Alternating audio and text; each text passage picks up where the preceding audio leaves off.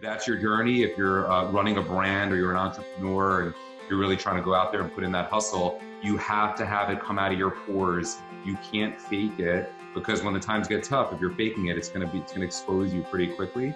So don't just think about the destination. Like, have a destination in mind so you can compass in that direction. But it's all about the journey. Like, that's the special sauce. So don't sleep on that. The dream is absolutely free. The hustle is sold separately. That hunger to be more, to do more, to give more. You've got to go put in the work.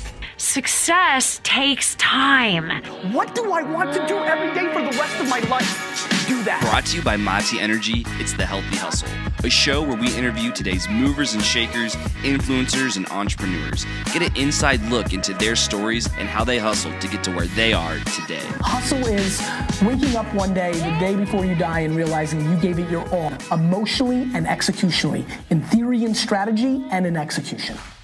Welcome everybody to this episode of The Healthy Hustle. Today we are talking to Adam Brown, the founder and president of Sircle Media, a social strategy firm based in New York City who works with some of the hottest brands in CPG and apparel like Under Armour, Just Water, and Kind Bar. Adam, we're super stoked to have you on today. Thank you so much, man. I really appreciate you joining us. Hey man, the pleasure's mine. I'm really happy to be here. Thanks. Of course, man. And you're one of those guys that's been in the content game for a long time. Sircle seems to be working with a lot of great people. But I want to rewind a little bit and kind of get back to the ground floor with Adam when he's graduating from Michigan University and kind of really looking towards the next few years of his life. What's Adam really excited about? Has the entrepreneurial bug bit you? What's the next chapter look like for you? Yeah, it's a good question. So, in case you can't tell, I'm 41 years old. And so in the mid 90s, there was no entrepreneurial bug, right? It was straight up college. So I applied to Michigan. It's the only school I applied to. I just was like, how do I hack getting in there? And back then it was rolling admissions. I was in by like October 1st. Yeah. I was just enjoying my senior year.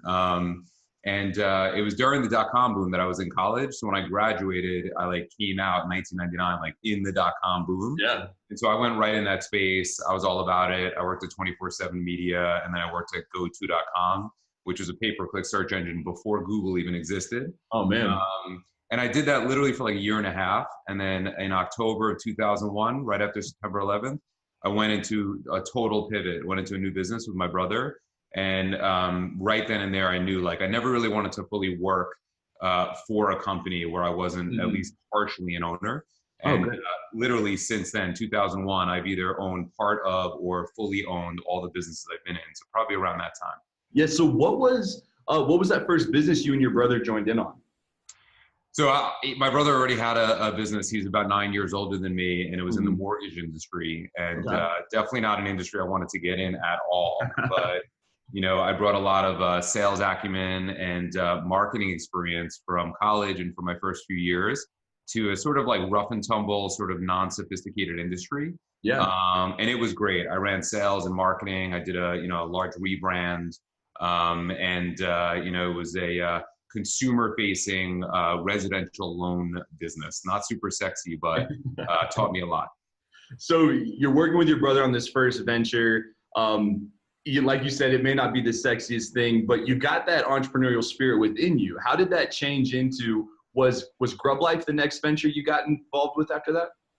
Yeah, so I was sort of always a sales and marketer in the mortgage business, but always wanted out.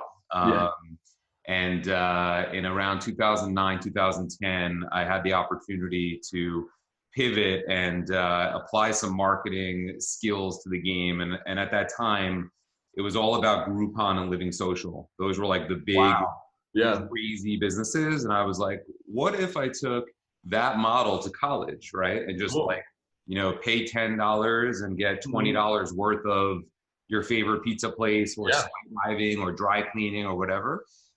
So my brother and I self-funded Grub Life, which was basically Groupon for colleges. And we launched in September of 2010 in Michigan.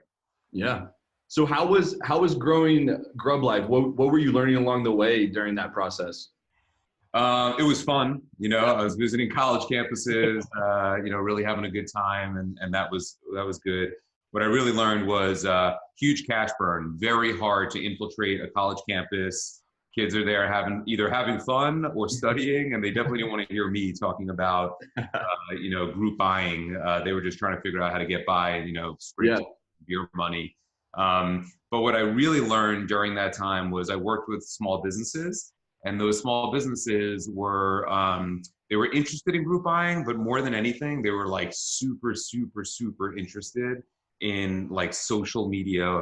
What does that mean? It was like just bubbling up, right? And they were like, how does that work? What is Facebook? And, for a small business targeting college kids, that was a big interest, right? Those are the digital natives. We want to contact them. How does that work? And so, it really caught on like, this is interesting. Like, I might want to pivot out of group buying and get into social media, but for small businesses targeting that demo. So what were the social networks that are online at this point in time? This is kind of taking a step back. Would love to dive into kind of what the digital, landscape looked like at this point. For sure. It was really at that time, like Facebook, Twitter, LinkedIn. Those were like the kit, right? So actually from Grub Life, I created Social Net Direct, and I literally said, I challenged myself. I'm like, I'm going to sell 100 businesses in my first month on a package, $149. We'll get you on Facebook, Instagram. I'm sorry, Instagram didn't exist. Facebook, Twitter, LinkedIn. We'll set you up, and then for $99 a month, we'll manage it and post for you. Sold 100 companies, got them all up, and we had like a 70% attrition. Like, there's no real value in setting a business up on a Facebook page. And then so right away, I was like, that's not what I want to be doing. I want to bring more long tail, more value to these businesses. So I started focusing on not just the small businesses, but also larger brands like Monster, energy drinks, like brands looking to target the 18 to 24 demo. Okay. Them at the time, it was really Facebook. Like, how do we, Facebook so big, how do we infiltrate? It's what all the kids are doing. Like, what does it look like for us to be there?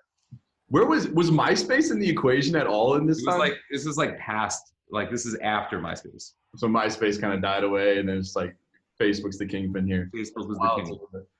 It's so cool kind of to get that look back on the landscape and how it's changed over time. And it sounds like social media really resonated with you, like you wanted to add value there. And eventually, just from what I'd seen, it looked like you made the switch from Grub Life to then starting Sircle, and would love to kind of understand that process of leaving this venture that you've been working in for a while, and then finding a new opportunity. What made you comfortable with making that change? Kind of what happened with Grub Life? And then just give us that kind of that first, 6 months of getting into Sircle. You got it. Grub Life was about 2 years of grinding and fun. And like I said, self-funding and a lot of sort of getting to know the market. But it was still a business I was doing with my brother. And as much as I was, running it and came up with the concept and doing the day-to-day, it was still not 100% my own DNA, right?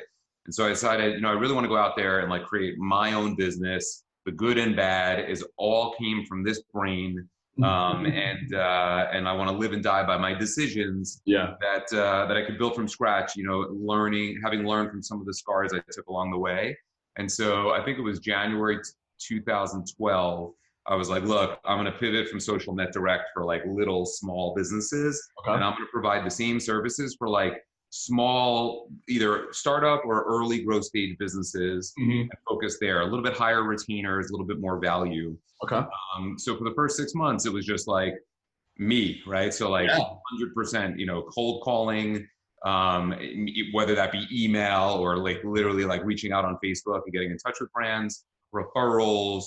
I've always been a really good salesman, so that came very naturally to me, no matter what business I was in. I think sales is defined as helping people make decisions that are good for them. So I felt like in the mortgage business, even though we were on the right side of that industry, I always felt that way. But with this, I like knew that businesses needed this. So it just came from my came out of my like core that like this is a good decision for these businesses. No one really understands how to do it. Most agencies are just like not really good at what they do. And most brands think that agencies suck. So they've all been burned in some way. So my aha moment was like, could I take a 4 seasons level agency, like amazing service, pair it with social media management type and strategy services for small businesses. And it just like really in like the first like 90 days to 6 months, like zeroed in, like that's the need. It's a social media manager in an outsourced capacity, and that's where I'm going to focus. And literally have been working on that thesis from 2012 to now. It's only gotten stronger. So, you know, it's really interesting because it sounds like you had a really great perspective going into starting Sircle, but I'm curious kind of, were you doing anything at Grub Life to set you up before you made the jump to Sircle, before you kind of made that next entrepreneurial leap? Some of the people we've talked to in the past, you know, might have been side hustling from like 5 to 10 just to kind of set up those first few clients. How was that transition for you? Yeah, I mean, I think the good news is it wasn't like I was like working in like you know, the baking business and then got into social media, right? Like I was really hardcore listening. More like a big thing with sales, people think, you know, you talk, but it's much more about listening. And I was listening to businesses and they were just like, social media, man, like I know I need it. This is back then, right? Like this is like early, but I have no idea how to do it. I feel like I'm missing out. I'm still marketing on traditional mediums. Like I need this. So it was like very much like in my day to day, I was just doing learning. It was just very natural to me. And I just like sort of like a mouse in a maze. Like I was just like starting with an original thesis with Social Net Direct, which came from Grub Life. Yeah. And very quickly I was like, oh my God, you know, this is clear as day. Like for sure, everyone needs a full-time social media manager, period. No one has solved for that. And at that time, there weren't even like a lot of people like in their early 20s that had yet even graduated with those skills. No, so like this need that I was like, oh my God, there's no one that even knows how to do this as a pro. Yeah. So I'm going to start one of the early agencies that provides that in a box, social media manager. So it wasn't really necessarily a side hustle. It was just very much the hustle. What I would say about, you know, side hustles in general is that I just feel like when you're like super, super psycho type A, passionate like me, it's all one hustle. So it's not like do this, turn it off, do that. It's just like crazy full throttle attack hustle. Does that make sense? Yeah, no, I love that, man. We're all about the healthy hustle here at Mati. So super cool to see how you embrace that. And you know, I love the whole thing you were hitting on at those first 90 days or those first few months. It's the cold calling to try to get that first client. Then you have to execute for some of your clients. Run us through getting that first client. How did that feel? What was the process like? I feel like that's always a major pivotal moment for people growing their first agency. Yeah. So, you know, when I first started, it was like, I'll just take any business. I was like, exactly, whatever vertical makes sense. And so what made a lot of sense then, like around that time, I had 2 young kids. Okay. I'm like, I'm just going to go after the like mom vertical, like the parent vertical. Oh, nice. Right? Yeah. I'm using these products. There's a million brands out there. They want to target young moms. So I just like literally like went out to my network, found a couple of people that were actually in that space. One of my early coworkers at my first job started a company called Big City Moms. It was like the big mom network. Yeah. I just reached out to her. I'm like, hey, I know you're working with some brands. Can you put me in front of some? She's like, absolutely. Yeah. She teed up like 3 or 4 brands. I think I closed all 4. Wow. And it becomes a self-fulfilling prophecy, right? Like once you have one big name, you use that as leverage for the next brand and the next brand. And that's really how I got going in the mom space, if you can imagine. Well, it's a viral space too, you know, like something trendy there can spread like wildfire. So it's probably a good place to get going, right? Totally. But now, you know, as Sircle has grown, it really seems like you guys have honed in on CPG. So kind of that process from getting those first 4 moms to then growing your agency. And one thing that I do really like about your website and some of the posts that you've written is how much you're focused on your team. And, you know, building a team is one of the hardest things that I think entrepreneurs face, finding good people. You know, there's hundreds and thousands of people on these job platforms, but finding good ones can be really tough. And we'd love to get your insight as you built your team. How were you able to find good people? Yeah, a lot to dig through there. So as far as getting people, I'm a big believer in your network. So I definitely, I use Facebook. I use Facebook groups. I get a lot of referrals, as you can imagine, certainly today, but really over the last 5-6 years. New York City agency, primarily working with like healthy CPG, beverage, and some spirits brands. Yeah. Working in a WeWork with a very large office in a WeWork. Yeah. It's not a tough sell to find talent. Yeah. So it's more about like weeding through, the typical, I was a comms major, I want to work in New York City and like, let's see, to like finding like really passionate social media people who really want to work at Sircle. I'd say early stage, it was people that wanted to work in New York City in social media. Now I really focus on those that want to work at Sircle. And in addition to that, I'm a big believer in the farm system. I have 15 employees now, half came from interns. So they were interns, they worked their way up, they were invited back, they worked their way up, and it was like really like bringing them up through the farm system as opposed to like going out and getting senior talent. I feel like if you give me the person, I can train them the skill. You have to find that foundational, and I find doing it through the farm system is a really good way to do it. That's a great tip for everyone tuning in. I'm really glad you hit on that. Is the location in New York intentional for that recruiting? Yeah, man. I mean, I live here and I walk to work every day, so that's one big part of it. But it's expensive. It is not the best place to run a company in social media. We could be anywhere in the world. Sure. But I think it helps us get talent. I think it helps. A lot of my clients are here, but as you can imagine in this space, a lot of them are out west. So it's less important, but there's probably still a little bit of a New York City cachet. Yeah, no, I think that's a great point, and really, really interested to kind of hear your perspective there. So as you've been growing your businesses, as you've grown Sircle, I'm sure you've learned some things along the way, maybe run into some fun roadblocks. Do you have any fun coincidences along the way, some learnings you may have got the hard way? Yeah, I mean, I think the biggest thing that I struggle with, like my kryptonite, is holding on to weak people too long. Like I really take it as an L when somebody doesn't work out. Like I feel like I'm a pretty good understander of people. I've hired them, I've trained them, I spend a lot of time with them. So when I let them go, whether it's their choice or mine, I really struggle with that. So I've just learned that you have to be able to, like, they really do cripple your company. Whether it be their skill is no good or their attitude is no good, both are very detrimental when you're small. So I definitely learned that along the way. I'd say the biggest thing early was, I'm very offense minded. Like I need to play offense. And I think to be a successful entrepreneur, there's so many bumps and bruises and negative things along the way.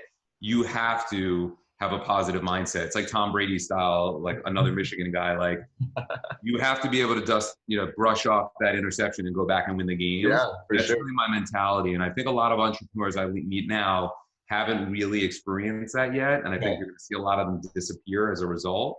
So just having that positive mindset has really been a blessing for me. It's really been like a superpower that's helped me be successful. Yeah, I mean, that's awesome. And, this is something great that we can dive into a little more. Just last week, we actually did a conversation with Jason Burke, who's the founder of the New Primal, which is one of like the first grass-fed jerky companies. And he really hit on the mindset too, because we asked him, how do you weather the lows and like get to the highs again? And he hit on his morning routine being a really crucial part of how he fills up his cup in the morning. So during the day, he can pour it out for everyone.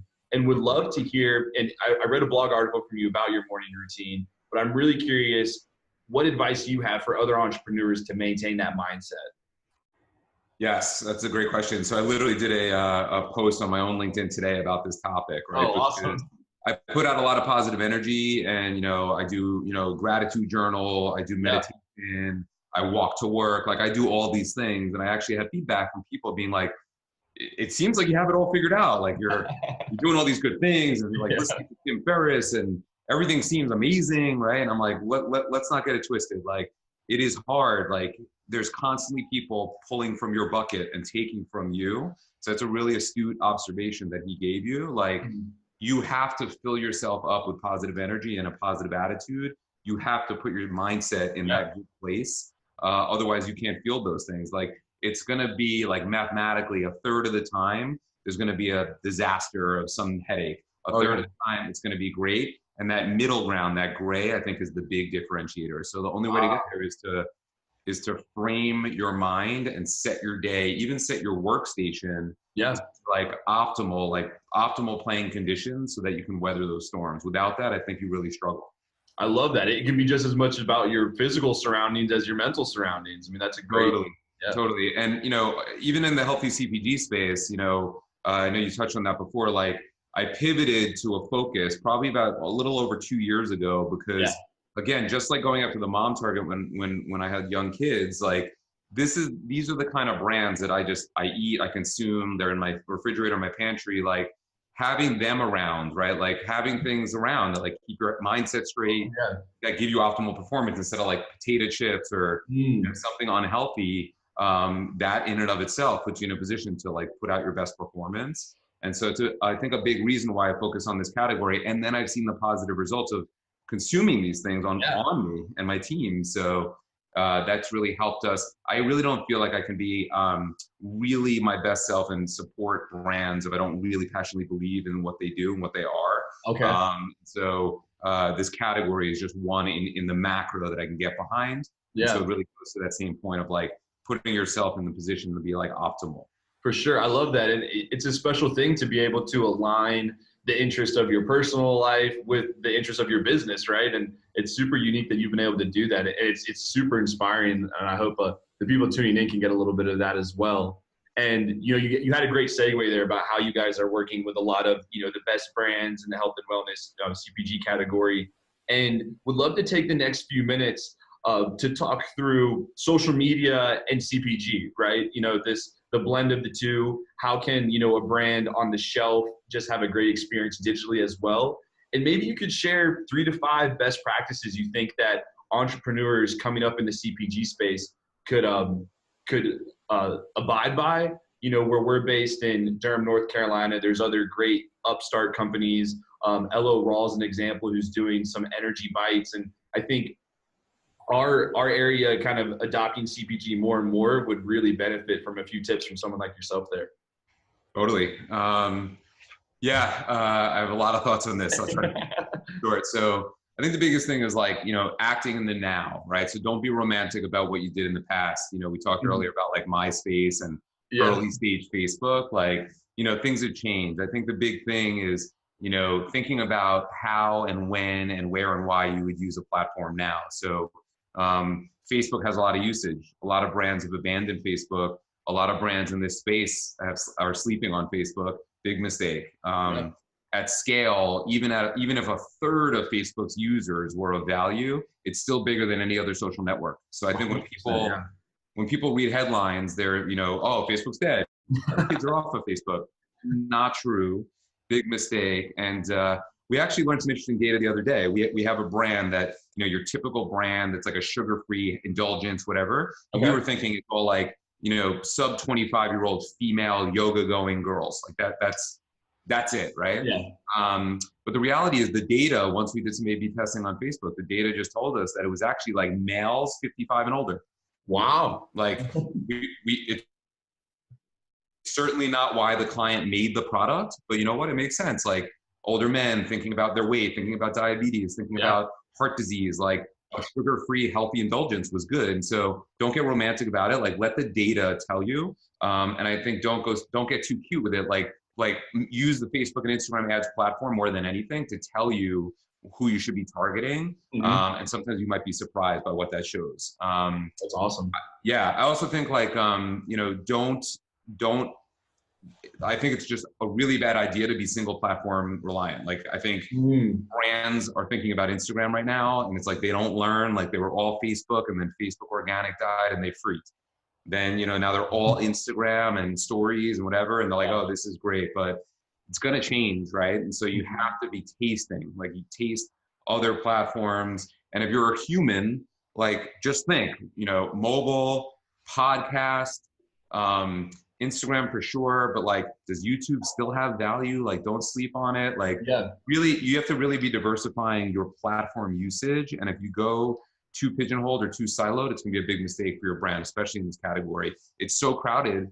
There's so many brands in beverage and CPG that like everyone thinks their baby's the cutest. You want to stand out in some way. And so in order to do that, you have to be putting out content at scale, using paid social and influencers to actually get that word out there, and then really analyzing and iterating. If you're not doing those things, you're going to be in a lot of trouble in this space. I think that's great. The last piece of the social media advice I wanted to get from you is really diving into influencer marketing. It's such a hot trend. I listened to your podcast you posted about the increase in like 39% year over year it was in the number of influencer posts going up.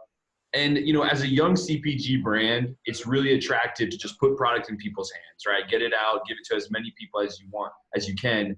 But I'm curious, kind of, what do you think the mindset and expectation should be for a CPG brand doing influencer marketing? What are the KPIs they should be paying attention to, and what's the right way to approach it? I think there's a lot of different ways to go about it, and you have to take into account context, overall budget, overall spend, goals, what have you. So I'd say reverse engineer for what you want to have happen. For most CPG and especially beverage brands, it's about supporting retail velocity. Yeah. To be honest, right?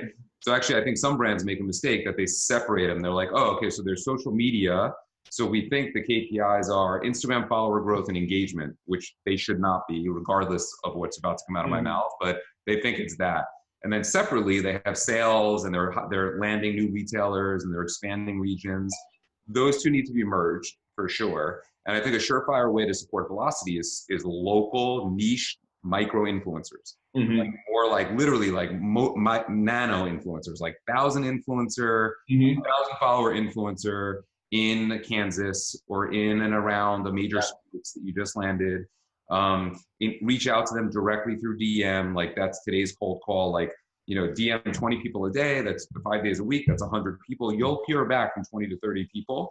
Of those people, some will work. If your product's good, they'll try it. Some, especially nano, they'll do it for free. Yeah. Some will do it for some pay. And then they're all people, they're not publishers. So there's a negotiation that can happen. Have a conversation, say like, okay, what do you charge for a post? I charge $200. Okay, what if I pay you $600, but that's going to be over 3 months? You're really going to be a partner, not a one and done relationship. Yeah. And what I need from you, I need you to go into Sprouts. Ideally, some Instagram stories, from Sprouts on the shelves, so I can show that to my buyer. Great. And I also want you to take it home like a haul, bring it back and be like, hey, just went to Sprouts, got myself some new XYZ product. Like, tell the story and massage it. It's what PR used to do, right?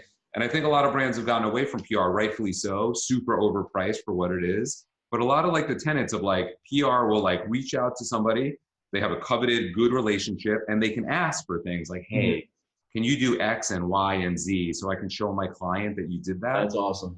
Some of that playbook should apply to social when you're dealing with influencers. And I just think brands struggle. They don't have that. They don't have that skill at having that conversation. I think that's lacking. You have to have a real dialogue with the influencers if you want to get the most out of them. That's an incredible piece of advice. I love how you tied it into velocity off the shelf, because like you said, we're in such crowded spaces. We're trying to figure out how to move product off the shelf, and getting really micro, showing the story, the way to discover the product, how to interact with the product in such a raw format that's so genuine. I love that, Adam. Thank you so much for sharing that piece of information, insight with us. And you've shared so much value around social media and different ways that brands can utilize it. And finally, one of the things I want to get from you is some words to live by from Adam. So if I handed you a microphone and you got to speak to the world for 5 minutes, what message would you want to deliver to them? I talk about, some version of this all the time. Like, you got to enjoy the journey, whatever that means, right? So if you're at a job that you hate, you got to get out of it. If you want to be an entrepreneur, you got to really understand what that means. It's hard. It's mostly unpleasant, mostly anxiety, and mostly stress. But the upside is great. It's like if you were a cyclist in the Tour de France, it's mostly grueling, stressful, bleeding. You might not even finish the race, but most of those psychos wouldn't have it any other way. That's how it's got to be. And so if that's your journey, if you're running a brand or you're an entrepreneur and you're really trying to go out there and put in that hustle, you have to have it come out of your pores. You can't fake it, because when the times get tough, if you're faking it, it's going to expose you pretty quickly. So don't just think about the destination. Have a destination in mind so you can compass in that direction, but it's all about the journey. That's the special sauce. So don't sleep on that. That would be my advice. Enjoy the journey, man. I love it. And finally, so where can people follow along with you and Sircle Media online? Yeah, everything's Sircle Media. So it's at Sircle Media, SIRCLE. Sircle stands for social, circle combined. So at Sircle Media. And Sircle.me is our website. And I'm Adam J. Brown 23 on LinkedIn. I put out a lot of content there. You want to check me out there, definitely come, leave a note. I'd love to hear from you. Man, well, thank you so much, Adam. Thanks for having me, man.